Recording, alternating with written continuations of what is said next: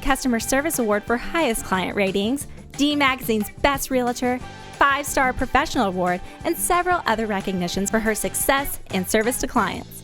Join her each week as she meets with the top community influencers to help you get to know the area you want to call home. Don't just love your home, love your community. And now, here's your host, Kimberly Woodard. Good afternoon, guests. I'm so excited about today's episode and honored to have someone that is close to my own heart, my CEO of Ebby Halliday, Chris Kelly. Thanks for having me. I'm so excited to have you. I was excited to be invited. Thank you. So fun. And we're going to just dive on in to the conversation and talk about you, Chris. All about you. Well, maybe a little bit, but then we have to talk about other things as well.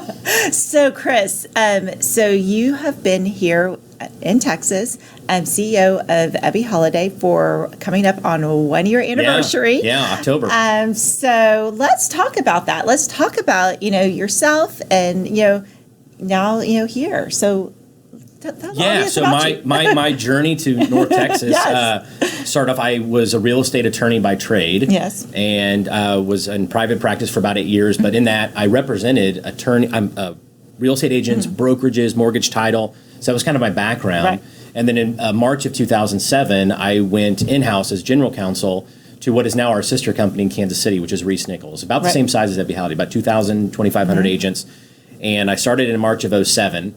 Everything was great. Everyone was happy. And about 6 months later, obviously, we went through the economic crisis. And I thought, what did I do? Did I make the right decision getting into that? And so I was general counsel for that company for about 3 to 4 years, and then started transitioning more over to the business side. Okay. They've been part of Berkshire Hathaway and Home Services, our parent company, since about 2001. And then in September of last year, I got a call from our CEO of Home Services and asked if I would be interested in coming to North Texas, and here we are. Here you are. Here we are. Yeah. And so I have a question. Ebby Halliday, icon of, not just Dallas, but, real estate icon of the United States. And you got the word that it's Ebby Halliday Realtors. Yeah. What was that initial? Yeah, intimidating. I mean, let's be honest. So I was working for our parent company on part of the acquisition team when we were going through the process of bringing Ebby Halliday into the fold of Home Services and Berkshire Hathaway. And so we would come down here, I would say, like kind of in the dark of night and stealth. Like we couldn't say who we were, and we would kind of sneak around. And so I had a very clear lay of the land of what was happening here. And obviously everyone knows about this brand and its leaders. And so when I got that phone call, and I thought, okay, wait a minute, there's only been 2 CEOs of this entire organization. Both of them are in the National Association of Realtors Hall of Fame. Right. Did you call the right person? And so yes, it was humbling, to say the least. But then when I got down here and started meeting the team that we have in place, you realized what an amazing opportunity to come be part of a team. And really, I think this is true for any organization, but in real estate especially, between our real estate professionals, our sales managers, our mortgage title, and everything else, it really is a team effort. So I really kind of feel like we are part of this big team here in North Texas. That kind of helped me mentally understand, like, you're joining a team as opposed to like you're coming in and asked to, take over something. Right. And Ebby's been, I've been with Ebby I started my career with Ebby. So, 19 years. I was in diapers.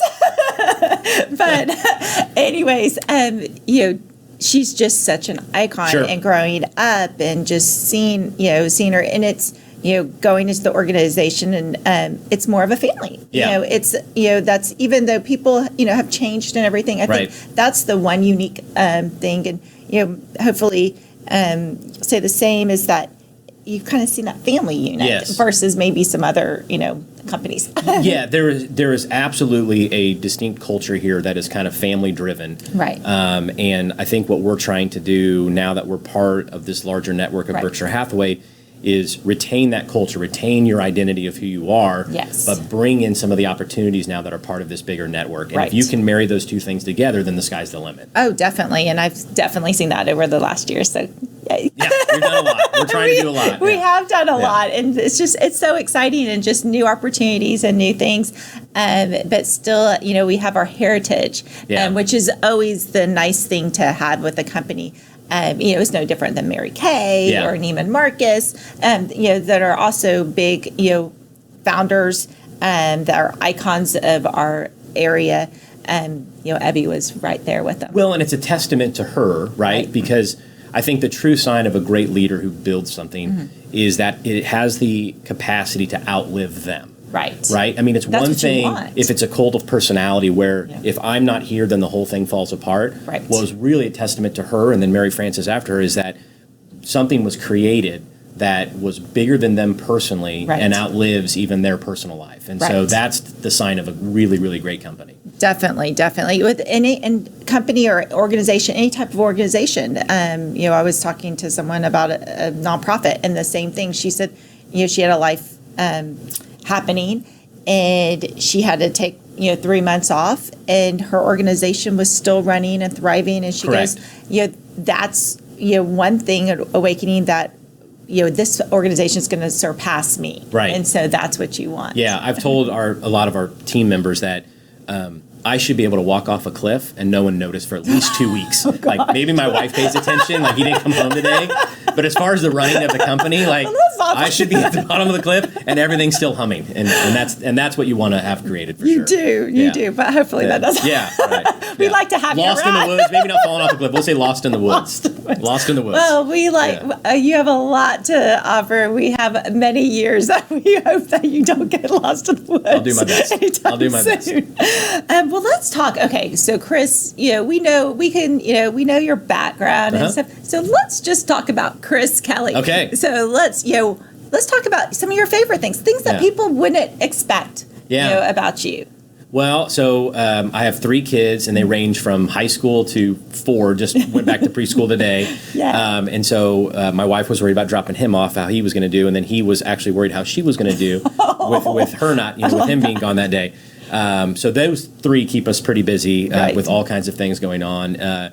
When I'm not dealing with kids or work and everything else like that, I about 9 years ago I got into triathlons as just a way to stay active, and I found that it adds structure to my day. So I kind of like the regiment part of it, and so started off small and then kind of worked my way into doing. I've done 2 Ironmans now, and then a couple, and then 5 half Ironmans.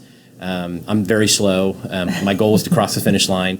But that's kind of, I like the swimming, biking, right? Like, again, there's like every day it's telling you what to do. And I kind of like that. It fits in with the rest of my day. If I start off my morning that way, it kind of sets it off on the right tone as far as being on task the rest of the day as well. Oh, definitely. So I like doing that. So when's your next Ironman? So obviously commuting down here through things, for a little bit of a loop. And so what I'd really like to do is Waco has a half Ironman in the fall. Oh, cool. So I'd like to sign up for the fall to do it for next year, and probably do some smaller ones before then well to kind of, work back into it for sure and stuff. And I'm learning the climate down here, got to get up really early if you want to avoid the heat, and sometimes even that doesn't matter. That's why you see these people training White Rock Lake and all that, and they're there early. Early. I mean, I thought I got up early to work out at 6 a.m. They're up and out it's there 90 at 4. It's 90 at 6 in the morning already. No. Well, that's I love that. And I love the regment and the triathlon. It's a great thing. I had my kids do one before, then they were a little slow. So I'd be right there with them then. Perfect. Yeah. But that's so cool. I love that. Yeah. So what else? So you've triathlons, kids. What's anything else though? Yeah, I mean, we have a big. My wife and I both have big families on our side, and so for the long Labor Day weekend, we were back in Kansas City. So most of our family's still back there, and what we've realized is now that we're down here in North Texas, we always had a guest bedroom, but we never had to use it. Like, people went home at the end of the day. So now we're realizing how much people enjoy coming down to North Texas as little mini vacations on the weekend. So I think we've had all family members down over the course of the summer, maybe multiple times. And so that's helped us kind of get out and explore the different areas. Places. Yeah, because I'm in the car a lot driving to all of our different offices with 33 from Fort Worth to Cedar Creek Lake. I'm all over the place, but to kind of get out and see like really what it means to live here, like what are those unique little things? The unique things about every community. That's been a lot of fun over the summer. That maybe if our family wasn't down here, we wouldn't have maybe done as much of that. So that was really cool. And I think that's a great point. Is that I have people that will come here and they're here and they haven't explored, and so then they're like, oh, is there any place that I could go that's like a 3-hour drive or an hour and a half drive? And I'm like, there's so many places. I mean, you can just get in the car and just drive. You can go to Austin, you can go anywhere. Right. A couple hours here and you're somewhere different. And what's neat about our area is that you can get somewhere, go to Fort Worth and it's a whole different world. Completely.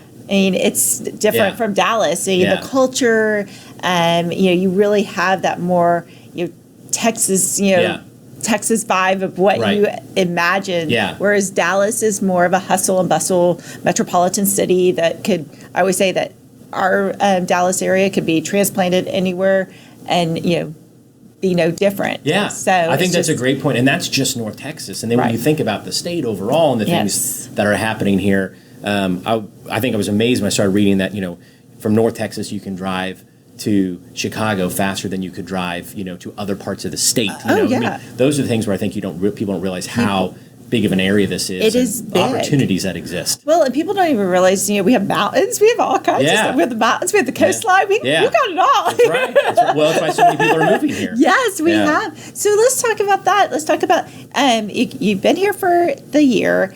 What have you seen that's different here from where, coming from Kansas City, coming from there to here over this last year, the differences? Yeah, I mean, Kansas City is for sure true Midwestern market, and there's growth to it, but I would say it's kind of that slow organic growth. And what's happening here is you are seeing a rush of growth, and part of it is because the business community here, the state overall, and then the business culture of North Texas specifically is very pro-growth. Right. It's pro-business, and that's why you're seeing this huge influx of businesses and people moving here from other states, especially California. Oh, yes. We have sister companies in California, obviously through Berkshire Hathaway now. And I would say, look, at some point, I promise we'll give you a referral back for all the referrals you've been sending in. Yes. But it's interesting when just how many folks from California and businesses are relocating here. And a lot of it is just the quality of life. I mean, the cost of living, despite all the growth that we've had, the cost of living remains really low when you compare it to like a market like Denver that's experienced kind of the same type of growth. Right. But their cost of living has exploded. And, definitely. And so the fact people see what you can afford here from housing, schools, everything. Just everything. Your dollar goes a lot farther. Right. And so it's really attractive for folks to come here. And the other, you pointed out on the quality of life. The other aspect is being here in the center of the United States. When they're doing calls in, the East Coast and the West Coast, they're central. They're not having to say, okay, I've got to wake up because I have an East Coast call. Yeah. And that makes it in travel. I mean, we've got, DFW where you can have direct flights anywhere. I mean, and that's, I've had a lot of clients where they've moved here and now their parents are moving here for retirement, which, Texas, you wouldn't have thought of as a big retirement ever. You always think, Florida or, somewhere tropical. Arizona has a lot of retirements, but people are like, Texas? And they're like, well, I can fly anywhere. Correct. And then they have the best of both worlds. So, if they have grandkids, they're experiencing their grandkids' lives. But then if they want to go travel anywhere, they just jump on the plane and they're there. Yeah. I mean, from an international perspective with DFW, and then for like, I'm going to refer to myself as a local now. Yes. To know, yes. We have Love Field where we can kind of sneak in and out when you need to. Love Field. And so, I mean, you're right. I mean, there's just so many things it offers that I think when a business is thinking about, where do I center my employees for them to be happy, have a good quality of life, want to stay with us, this just kind of stands out. It does. It does. I mean, I had a friend who moved from New Jersey back to Texas. They lived there. Her husband was from there. Then she's from Texas. Right. So, you have to come back. Yeah. It draws you back. Yeah. And then once you get here, you don't leave. But he travels a lot. So his only requirement was, I just need to be close to the airport. Right. I leave either Sunday night or Monday, and I come back on Thursdays. But because DFW was, he could get direct flights anywhere, it was so much easier. And actually, I think his commutes were easier than when he was flying out of the New Jersey, New York. So, yeah, completely can see that. Yes. So, well, let's talk about the market. Okay. Oh goodness, everyone loves to hear about. I mean, you go to a cocktail party, and the first thing people say, it's not like how the kids, it's like how's the real estate market. Yeah. Right. So which is one of the beauties of being in your profession, right? Like you never have to worry about people being interested to talk to you about what you do. Right. It's just always perfect icebreaker. Yes. So let's talk about, so we've had all kinds of, happenings. Obviously, the last 3 years have been just crazy here. But now 2019, end of 2018, fourth quarter and into 2019, we've seen a little bit of a different shift of our marketplace. Absolutely. So let's talk about that, and then we'll dive into what we're seeing for. So I think what happened, and you very pronounced in 18, the fourth quarter of 18, you could almost say things were sluggish. Right. And then going into 2019, and then interest rates dropped again, and we saw it kind of pick up again. But what I think we're seeing is a balancing of the market. Yes. And what I've noticed over the years in real estate is that whatever the market is in this particular period of time, that's what everyone's new mindset is. And that's where it's always going to be. So when we're in what was a hot market, that's good. Anything less than that would be bad. But if you go back to, say, 2016 and 2017 and ask your buyers, did you enjoy that market? Did you enjoy putting multiple offers on properties, losing out, having to look at 9 properties before you found the one? And they'd say, no, it wasn't that great. And I don't know, did I overpay or did I not? Right. So a balanced market is not a bad thing. And so that's really what we're seeing. But sometimes when you get to a balanced market compared to that, it feels like it's down. Right. But you look at the numbers, and it's really what we're seeing is a balanced market between buyers and sellers, which is a healthy thing for any market in the United States. Right. No, I agree. What I have seen, and this time is those buyers that were going after those properties, and they were losing out. They got frustrated, so they rented. And now they're coming out because interest rates are still low. Correct. Dropped is a great time to buy. They're looking at their rent, and they're coming up for renewal, and they're like, I actually have an opportunity. Yes. I have an opportunity, and I don't have to rush into. I can kind of explore the marketplace. So I agree. It's a much less stressful market for everyone. And where we have to work is with our sellers, because we've spent 2 years, if not longer, telling our sellers it's the perfect time to sell. Yes. Your house will sell fast. It will sell for multiple offers. It will sell for over list price. And they heard all that. Right. So now you list a property, you sell it in 20 days, and maybe you had to drop it 1.5%. Right. And they might in their mindset going, what happened? What went wrong? And no, this is a good thing. And so it is. Absolutely for buyers and sellers, you want a healthy market that is supportive of both sides of that coin. And it's also played a part into marketing, because before, people could just put their house on the market and not have to do anything. Now you are actually doing what is normal to get your house ready and make it presentable. And I think it helps remind people why they pick a professional like you. Yes. Because it matters. I mean, it matters when I am going to go list my property. It matters who I partner with to properly market it. Correct. I agree. So let's also talk about going into we're approaching into our fourth quarter. We've got a lot going on, and obviously we're going to have a lot going on in 2019. Not in 2020. Gosh, I'm forgetting that. A few things are happening that year. And so, what do we think? From everything that we've seen, when I've looked at the forecasts from the economists at NAR and some of the other leading industries in real estate, what they look at, 2020 will largely look probably a lot like 2019. So kind of a balanced market. Days on market will go up a little bit, but again, back to those healthy numbers. Inventory is actually up now versus it was last year, which again, like you said, for your buyers, it feels like they have the opportunity to look around, which is a good thing. And 2020 will largely look a lot like 2019. Obviously, you throw in the fact that it's an election year. That always causes uncertainty, but that should also help with nothing radical happening with interest rates either. I mean, barring some unforeseen economic turmoil, in election year, typically you won't see a lot of fluctuation in these interest rates, and so they'll kind of keep things status quo, which would be great as we kind of work through that transition of whatever will happen in that election, because no one knows that for sure. No one does know. It's always surprising. But the great thing about North Texas is, as you look across, say you take the last 15 years and you look at different economic things that have happened, election years, whatever it is, the coasts certainly feel that impact more than we do, and you'll see the market kind of do this. When you get to North Texas and some of the Midwest markets, it just does this. Like there's some ups and there's downs, but they're not nearly as pronounced as the others. And as long as we have low unemployment here, high job growth, that offsets a lot of what might be happening on the national level. We'll see, viewers, if you're thinking about buying or thinking about selling, it's still going to be fine.